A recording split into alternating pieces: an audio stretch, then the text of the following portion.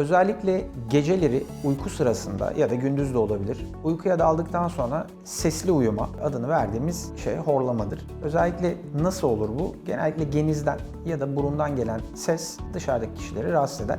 Bazen kişi o kadar derin horlar ki kendisi de bu sese uyanabilir. Bu sesin çıkmasının bir takım mekanizmaları var.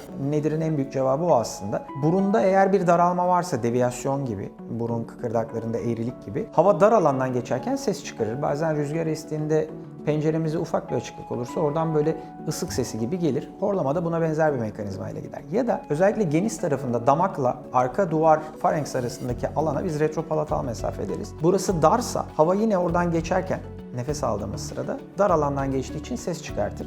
Ve bu genizden gelen ses yine horlama olarak dışarıya yansır. Ya da daha alt seviyede dil kökü, bademcikler büyük olarak bu sese yol açabilir. Bir takım nedenleri araştırırken özellikle bu lokasyonlara bakmak gerekir.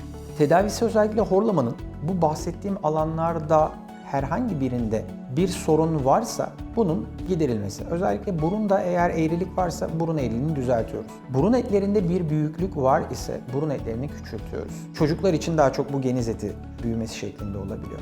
Bir alt seviyeye indiğimizde yumuşak damakta sarkma ya da ön arka çap darlığı varsa damağı kaldırıp öne alabiliyoruz. Bir alt seviyede bademcikler büyükse bademciklerin alınması ve aynı zamanda dil kökünün küçültülmesi gibi bir takım operasyonlar. Daha ileri seviyede özellikle çene kemiğinde tam gelişmeme, dar çene kemiği gibi durumlarda çene kemiğinin ilerletilmesi ya da genişletilmesi gibi operasyonlarla tedaviyi sağlıyoruz.